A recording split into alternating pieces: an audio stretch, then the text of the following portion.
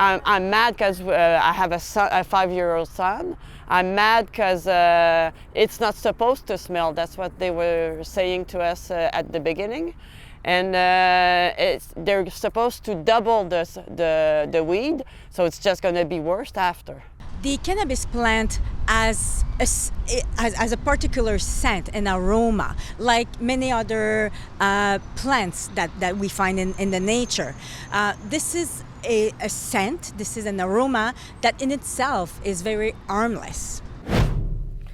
Business is buzzing for Canada's marijuana producers 8 months into legalization, but it's been a bit of a buzzkill for some residents who live near those production facilities, like Virginie Roussin from Gatineau, Quebec, whose home is near Hexo's plant, which is the size of mini football fields. She says the daily smell of cannabis has become intolerable, and she's not alone. People are also complaining of the odor in Pelham, Ontario, which is home to half a dozen marijuana facilities. So is there anything that can be done about it?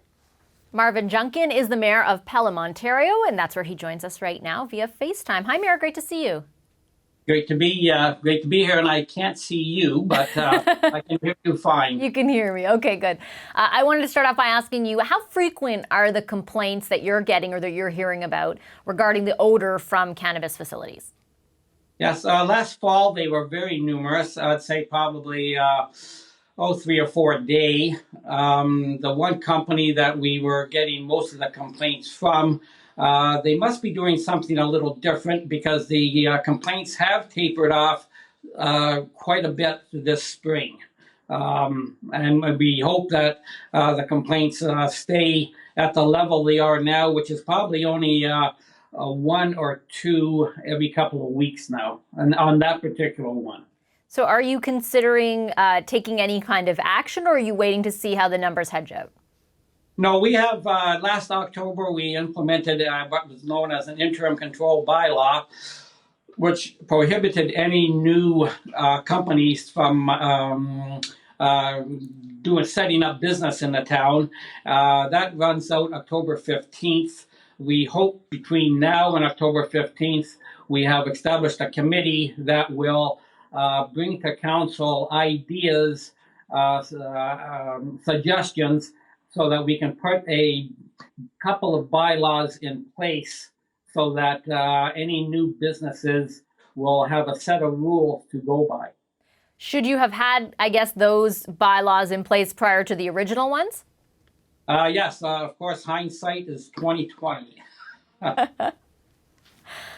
So as far as the ones going forward then, what exactly would the new rules be, and what specifically would you be looking to address? Is it just kind of proximity to residences? Yes, probably X number of feet inside property lines, the percentage of smell that they would be allowed to emit, and also, of course, light.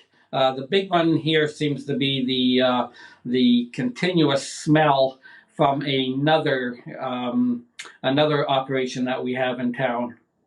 Okay, and what about producers? Have you been in conversations with them? Is there any kind of dialogue going on there? What are you hoping to get from them? Yes, I believe that once we round out some of our initial bylaws, we will be bringing the producers into the town hall and have them look over the bylaws that we're proposing and have them give us any feedback that they would perhaps like to change any of the guidelines that we would be suggesting. But I think all in all, the one producer seems to be, even though they came in like a bunch of cowboys, this one producer seems to be turning over a leaf and trying to become a good corporate citizen. So what are you? I mean, have they expressed any, for example, opposition to the idea that the bylaw that you have in place right now that they can't expand? Because I imagine, just putting myself in their shoes for a second, I mean, this is an industry that the government made legal, right? They're doing something that is legal. It came right from the top, from the federal government. So if I got in it thinking that this is now a legal industry, I'm making money in a legal way, I'm not sure I would anticipate pushback to this degree. What do you think? Yeah, you're absolutely right. Although unfortunately, when we look back at how it was instituted across the country, not only the growing of the marijuana, but the retail of it, it has the whole operation, the whole scenario has a bunch of gaps in it. And the major gap for the producers is that Health Canada, although they are supposed to be the regulator of it, they do not seem to be doing any enforcement of the bylaw or of their regulations at this time. We as a town have sent them numerous complaints last fall and into the winter, and we have yet to hear anything back from them. So nobody from the federal government has been in touch with you, is that correct? Exactly. Just we keep making the complaints, keep making the phone calls, and we got minimal response. Yes. And what are you hoping from the feds? Is it just better enforcement, or is there something in addition? No, I think if you look at the applications, the application form, it says to limit the odor and light emissions. And they certainly, some of these companies certainly are not doing it to the best of their ability, or perhaps I should say, to the best that science would allow them to.